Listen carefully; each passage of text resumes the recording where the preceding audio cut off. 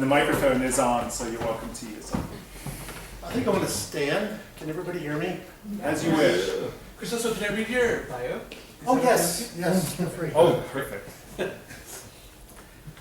Thank you all for being here. Oh my God, I'm so excited to introduce you to our first reader tonight, Crisosto Apache, who is from Mescalero, New Mexico, on the Mescalero Apache Reservation. Crisosto is a Mescalero Apache, Chiricahua Apache, and Dene, Navajo of the Salt Clan, born of the Towering House Clan. Apache attended and earned an MFA at the Institute of American Indian Arts, the IAIA, and is an associate professor of English and creative writing. Crisosto is also an editor-at-large for the Offing magazine. Apache's books are Genesis, Lost Alphabet, and Ghost Word by Gnashing Teeth Publishing, winner of the Publishing Triangle's 2023 Betty Berzon Emerging Writers Award, and a finalist for the 2023 Colorado Authors League Award in Poetry. Apache is also a two-time Pushcart Prize nominee. Let's give it up for Crisosto Apache.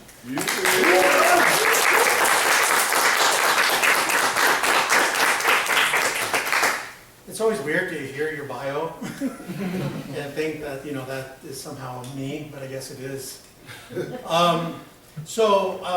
Coincidentally, my book, Isness, has just been released. So you're going to be the first audience to hear me read it, so it's going to feel kind of awkward as well, because these words will be coming out of my mouth and I'll be feeling them for the first time in quite some time. So this is going to be sort of a unique experience. Most of the poems from this collection are inspired by a lot of my old journals and also my dream journals. One of my favorite things that I used to love to do is go off into the mountains and go find a quiet space and try to listen to myself as I move through the world. And so whatever was coming to my mind is what I wrote in my journals. So it was kind of a nice experience for me to kind of go back and kind of revisit some of those moments, because a lot of those moments happened in nature. A lot of those moments happened when I was driving, and a lot of those moments happened when I was dreaming. So a lot of the inspiration comes from those moments, which is the reason for the title, Isness. It's kind of like a build on this moment of quality of being.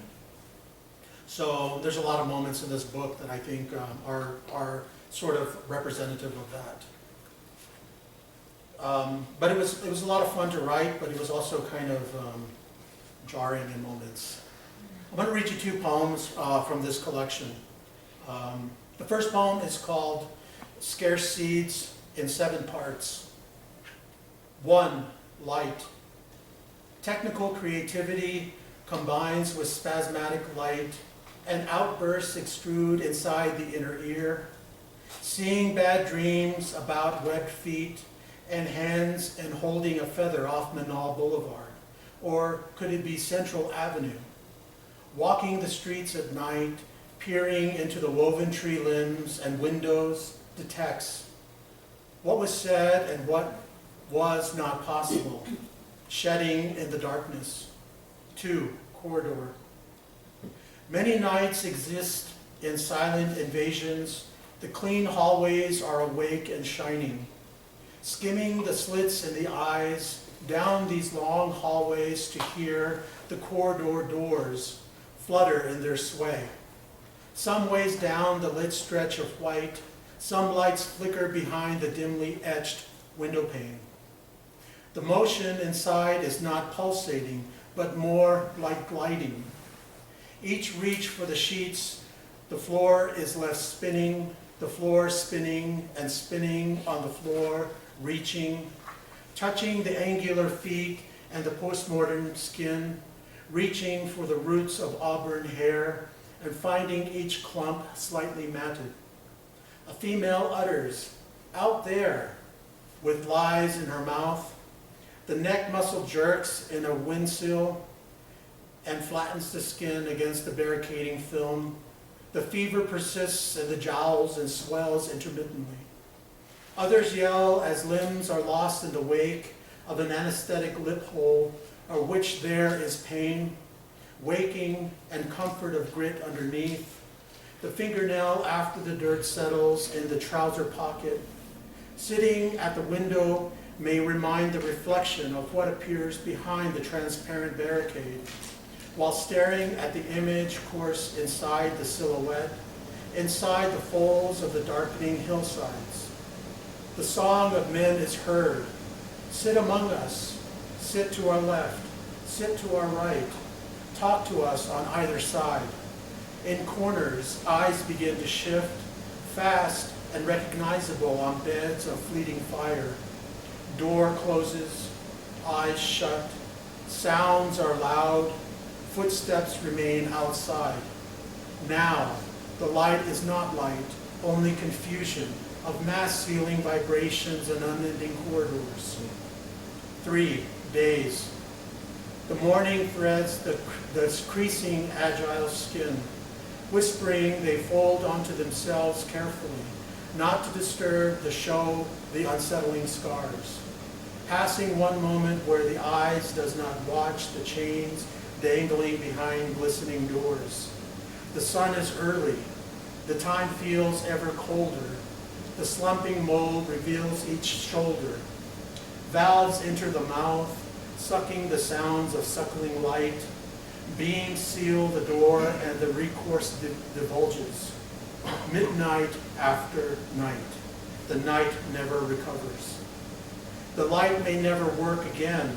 The pictures of light hangs all about, all the time, all around, and the light seems the same for each. Home in a dream will be within reach soon enough. 4, under. Do not touch the skin because the skin touches in ways that connect each dream in valves and seals as real, interpretation as coils. Again, footsteps click down the hallway. 5, house. Lights come on late in the evening, they go out again, and one seems to know why.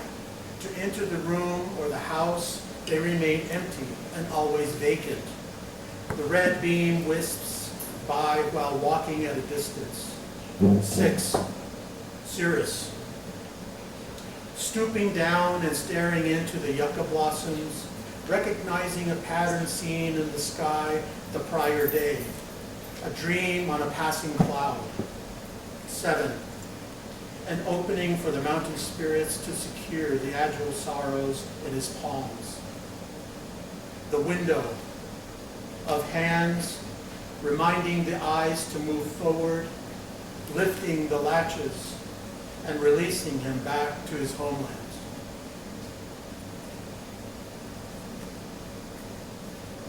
And I'm going to close for the last poem in this book. This one is called There Is Light There. The ray is a bringer inside the beginnings of possibilities and a harvester of colors. In its absence, there is always a presence, peering through a fluttering curtain, shedding its color from the body into the shadow, casting the everlasting shade upon the rusty canyon walls and cascade of skyscrapers, the ever-transitioning gray shade and enveloping indigo of what is left for each given possibility. The possibility to see others and even ourselves casting the long, desperate shadows bending into scrupulous form reaching for embrace. Bodies are lost in the tangibility of the darkness.